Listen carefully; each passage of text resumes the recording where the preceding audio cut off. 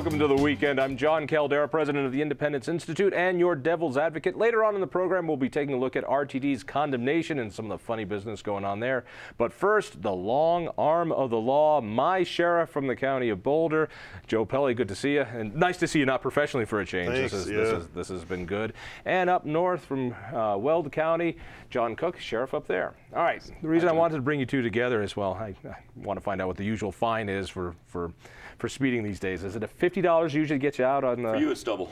I figured. Yeah. The concealed weapons permit system here in Colorado has now been on the books for about a decade. Is that about right? 2003. But before that, a lot of sheriffs were doing it themselves. Your predecessor, George Epp, started giving out concealed weapons permits, and up in Weld County, I'm assuming it was the same. It was. Same way? Sheriff Ed Jordan before me gave out concealed weapons permits as well. And it was a May issue. So in other words, if you guys decided, yeah, I want this guy to have a permit, it's happened. Now it's changed 10 years ago or so, and it's a shall issue, that anybody who meets these certain requirements shall issue. You shall. And so what are those requirements, basically? You have to be 21 years of age. You have to go to a handgun class, self-defense, excuse me, a class that explains how to use the weapon and what the laws are surrounding the weapon. NRA approved, or one of the nationally approved or recognized courses. Pass a background check, not be a convicted felon, that kind of thing. You also have to be a Colorado resident, and so you have to be living here, and or you can go through a law enforcement type firearms course to get the permit. Now, yeah, but if your guys don't go through that course, why should anybody else? That's right, exactly. So, and you have to apply in the county that you reside. Okay, so in Weld County, where most of the Hicks are, how many people now have permits? A little over 5,000. 5,000 out of a county of 4,000, which is a pretty amazing. Pretty amazing. Okay. Yeah. Well, it's Weld County. It's Weld County. Yeah. How many people live in Weld County? About 260,000. All right, so it's a large county. Boulder is about what, 300,000 people. How many people have concealed weapons permits? Around 3,000.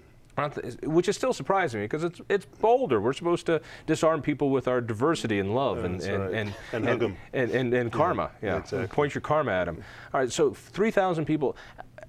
Generally, both your points of view, has this system worked well? Have you had to revoke many? If not for the state law saying you shall issue, would either one of you stop doing what you were doing largely? Bring it over here. No, we have to do revocations, and we do several a year. But compared to the number of permits that we've issued, it's a very, very small percentage. So in other words, it's people have committed a crime, and therefore they're no longer allowed to carry a gun. So you have to go and knock on their door and say, "I need your permit back." Yeah, two things: either they've committed a crime, or in some cases they've had a mental health episode. Mental health? You mean a senior moment? So if I can't, a senior moment, a danger to themselves or others. Give me an example. People that are suicidal, homicidal, people that have episodes of delusional behavior, and the police pick them up, take them to the hospital. All right, so basically, your average Denver Bronco fan, any one of those things. Would you have changed anything? Yeah, I would have. I would still issue them out, because I'm a firm believer in the Second Amendment. But I would have made it easier, because back before 2003, it was up to the individual sheriff, and at that time the chiefs were also allowed to issue concealed weapons permits. Now they're not allowed. But it didn't make it very difficult, but it was still kind of difficult to get one, and I would have changed that to make it a lot easier, more like the standards that we have nowadays. All right. So has there been any problems? Has anybody who has had a weapon permit gone crazy, committed a violent crime with one? Do you believe that they've helped deter crimes? We'll bring it up to Weld County first. Yeah, actually, we do not have any incidences of somebody going berserk that has a concealed weapons permit. They're the people that are following the law, and they know the law for the most part. We'll have people that are arrested for DUI, and we'll revoke those permits, because normally if they are found guilty, they'll be put on probation, and part of the probation is they're not allowed to have a firearm. So we'll revoke the permit until they're off of probation, and then I give it back to them. But so no, we have not had any really people go berserk with them. All right, in Boulder, same sort of thing? No, we've had a couple of issues. Like what? I had a gentleman. Again, I was really sorry. Yeah, I had a gentleman who thought he was under attack, rolled out of his house at 3 o'clock in the morning with an assault rifle and opened fire on nothing, and was picked up by officers and taken in for mental health. Yeah, they would fall in that mental health issue, yeah, right? Exactly, yeah. So a couple of things like that, but for issuing 3,000 permits, we haven't had any really directly related to the permit itself. I mean, that episode really didn't have anything to do with the fact that he just happened to have a... Yeah. He'd have done the same thing whether he had the permit or not. Right. All right. Where you two guys seem to diverge is this issue of a database that if there's a permit holder in Boulder County, you send all that information to the state. The state keeps a database of everybody who has a concealed weapon permit in Colorado, or at least they're trying to, and you have that database and you give it to the state. You've decided not to do so. First of all, tell me what this database is and why the difference in opinion. The database is in CCIC, the state Criminal Information Center system, the computer system for the state. It's a separate database for concealed weapons permit holders, and it's available to law enforcement officers to determine if someone has a permit. And why is it important for law enforcement officers in other parts of the state to know that? Several reasons. First of all, it makes the permit verifiable. On a 24-hour basis from the side of the road in the middle of nowhere, you can check and see if a permit's valid or not. So in other words, you pull over a guy, he's got a gun, and he says, yeah, but I got a permit. You can go, I don't know if this is good or not, and you can go on your radio, call into the database. They'll say, yes, that's right good. On the computer, the mobile data computer. You can check it.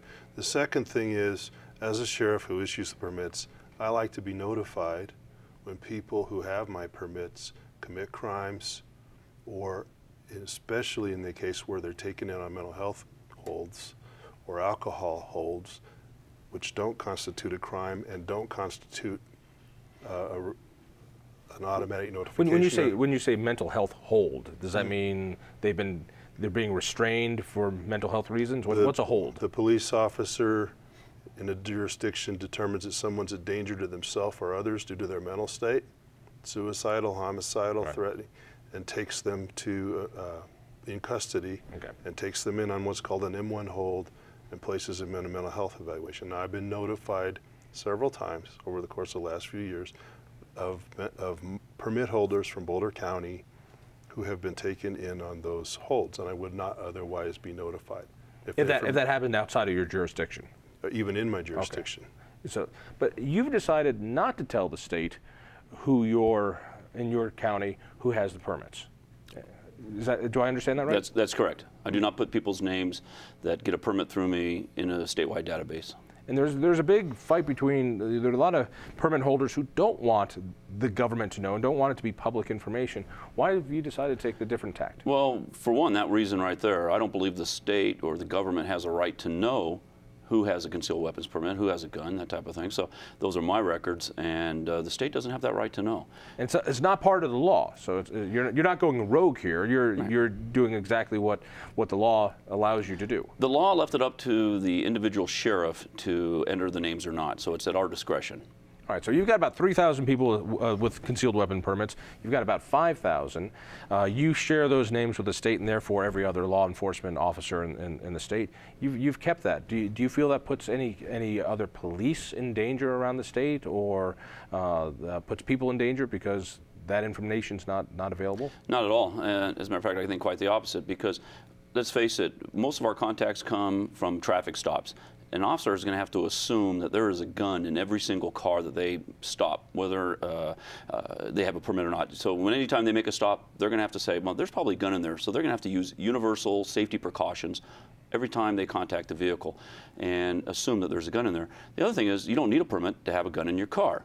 And so we're kind of penalizing the people that are following the law, who took the class, that went through the background check. We're penalizing them by putting them in the database. The ones that don't have the permits. Let's see if I understand this properly. In Colorado, is it a Colorado law? You can have a gun in your car. Is that correct? That's correct. Even if you're going through an anti-gun town like Denver, and I know they've not been big fans of people having guns, you can still have a gun in your car in Denver. Yes. All right. All right. So, but if you get out of that car, you can't take it with you.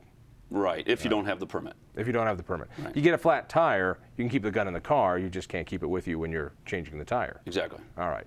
So from your point of view, every cop should think, hey, if I'm pulling somebody over, they've got a gun. Absolutely. And I would think that when your cops, when your sheriff's deputies, excuse me, when they pull over somebody and they see that somebody has a permit and it pops up on the screen, this guy has a permit for it, does that bother them? Does that freak them out? Should you tell them that you've got a gun with you, or is that something that's, these guys have been okay to carry a gun? Yeah, I think actually over time that's evolved into sort of a reassurance that this person's okay. They're a CCW holder. They've already been checked and cleared, gone through a class, et cetera. I don't see it as punitive at all. I think there was a time initially when this started when there were two things going on. One, they were included in a database with gangsters and other folks where they shouldn't have been. We changed that. We changed that several years ago. And secondly, so weapon permit holders were in the same database with bad guys? They were in the same database as persons of interest.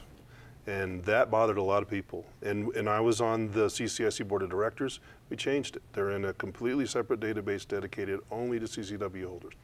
The second thing is, initially we did have problems. We had a state trooper stop a guy and search a car in the middle of nowhere, et cetera. We included language in the statute a couple years ago in an amendment that specifically prohibits knowledge about a CCW permit from being used to conduct a search or do anything else. And we've educated our cops, and it's become not a punitive thing, in my opinion. So somebody's pulled over and they've got a concealed weapon permit. That's not reasonable suspicion to go search his car for something else. No, in fact, it's specifically prohibited to be used for that purpose. And up in Weld County, if you don't have a gun in your car, that is reasonable suspicion to be searched. Yes. Yeah, it's easier to figure out who doesn't have a concealed weapons permit in my county. I got pulled over in Greeley. It's like, show me your revolver, sir. And proof of insurance, driver's license, and firearm. So the other thing that's I just want to point out, I've done a number of revocations for people who've committed crimes or been involved in domestic violence issues and had restraining orders and that kind of thing. And I've revoked their permits, haven't been able to get a hold of them, sent them registered information, et cetera. They're still running around with the permit their permit in their wallet, as far as I know. Right. And I use the database also to indicate that their permit's been revoked and that I want it to be seized. Well, a couple things. Back to the officer safety issue for just a moment. The officer has to make the traffic stop, go up to the vehicle, go up to the driver, contact the driver, get his license, registration, and proof of insurance, go back to his car, and then run him. So he's already made the initial contact with the person long before he found out whether they have a concealed weapons permit. So if there's any officer safety issue, it was earlier. It's not at that point.